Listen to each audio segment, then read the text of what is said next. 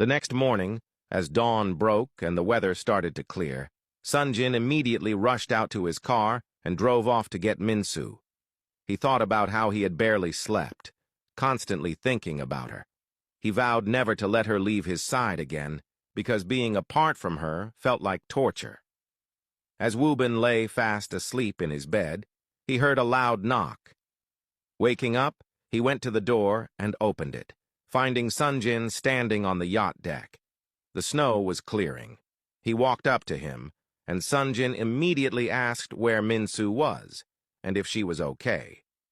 Woobin reassured him that he wouldn't let her suffer or let anything happen to her, stating that she was sleeping.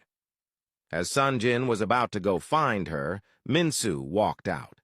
Without hesitation, Sunjin ran to her and hugged her tightly, realizing just how much he had missed her.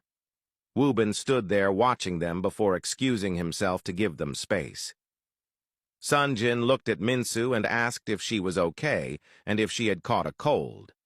Minsu assured him that she was fine, that she had kept warm, and that Woobin had looked after her. Sunjin smiled and told her that today was their big day and that they needed to hurry back to start preparing.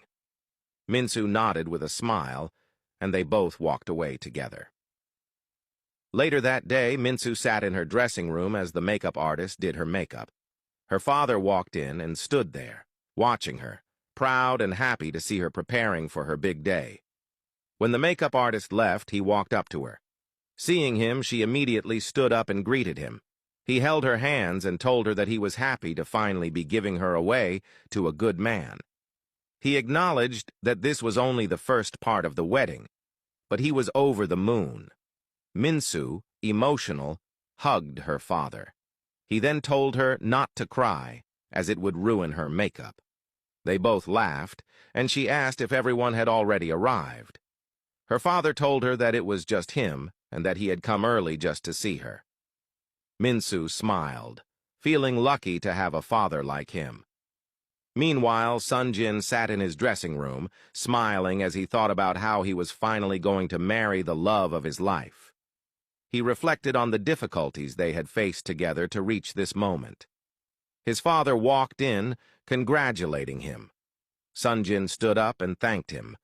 His father spoke about how becoming a husband had been one of the greatest blessings of his life, teaching him important lessons. He admitted that he had been hard on Sunjin growing up, but it was only because he was a concerned father who wanted the best for his children. Sunjin reassured him that he understood and would never hold it against him. His father smiled and handed him a watch, explaining that since today was only the traditional wedding, he couldn't wear it yet, but he should keep it for the white wedding. Sunjin looked at the watch, smiled, and thanked his father, promising that he would be a good husband and father.